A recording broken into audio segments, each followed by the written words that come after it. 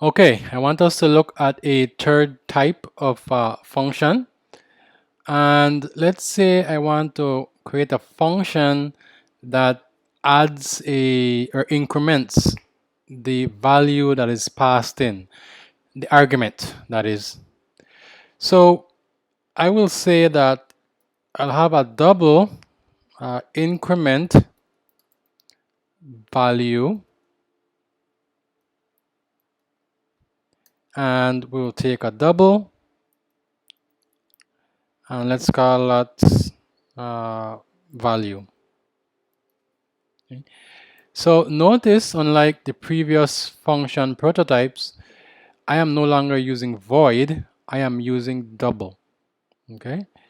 So as we write the function, as we implement the function, you will see what this double is actually responsible for. Okay, let's implement our function. So double increment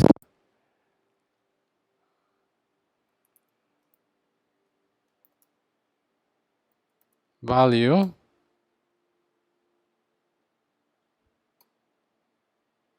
and we're going to assume that the parameter that's needed is passed in correctly.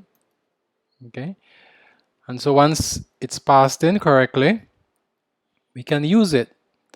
And so let's increment by 5. So I will say let's create a double increment, and we're going to say it has 5. Okay, and then we will go ahead and perform the actual increment. So I'm going to create a new variable called double, which will contain the result, and in that I will store value plus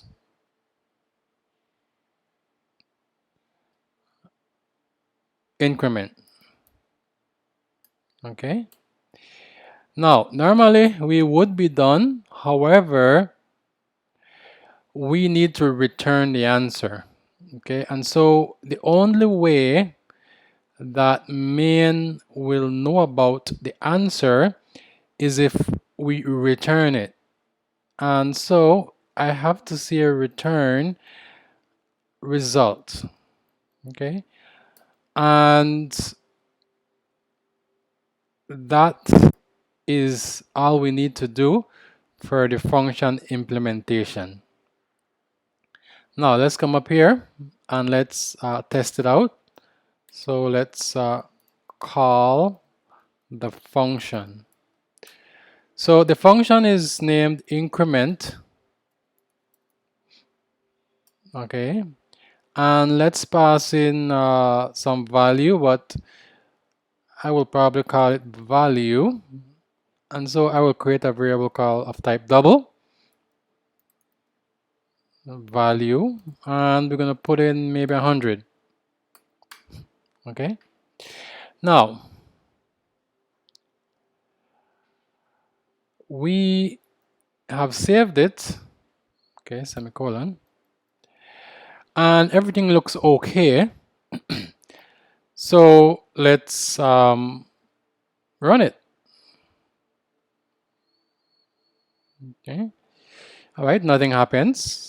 Okay, and that should make sense because we did not print the answer that was returned. All right, however, where is the answer that was returned? Okay, so this is a pattern I will show you. Okay, and so I will put this down. Whenever a function returns some value, you need to save it. Okay, and how do we do that? Well, simple enough, we save it in a variable. So I will say double, let's call this maybe answer, and it's assigned to whatever this gives me. So increment value, and you put in value, will result in 105. And that 105 will then be stored in the answer variable, which we can go ahead and print.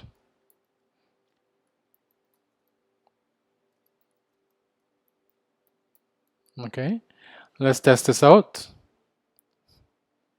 Okay, 105.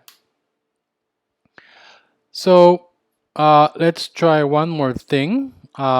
Instead of hard coding the increment value, let's ask the person who calls the function to pass in the increment value.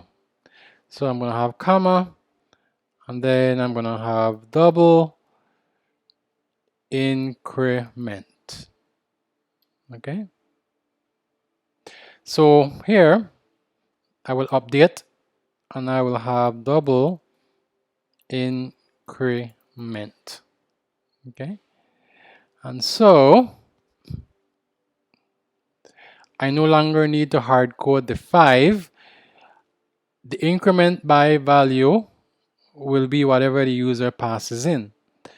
So if I come up here and I see a double, let's call it increment 2, seems like a good name. And let's maybe call it 10. Okay. And so I'm going to pass that in. Increment, comma, increment, close parentheses. Okay, so notice I am now asking that whoever calls the function to provide both the value to increment and the value to increment that value by. So if I run this, then we get 110, and it works perfectly.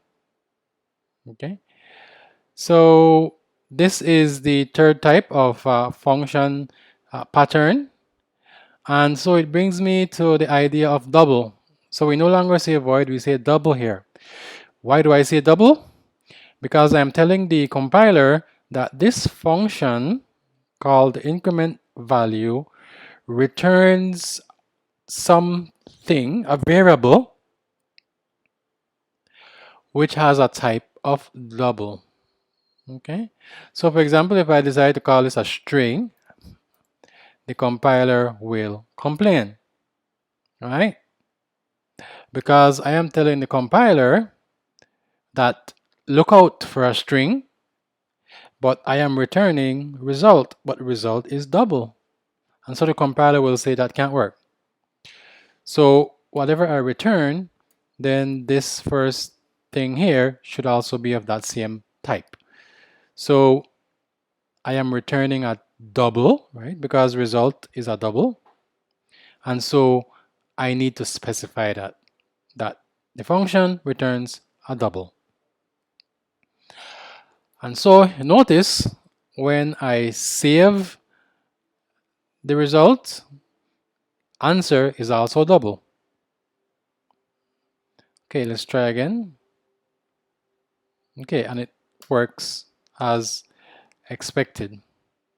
Now, I will leave it here, and I will see you in the next video where we will actually put this into code, into Python Tutor, and we will step through it because I want to show you how values are returned from a function. I'll see you in that video.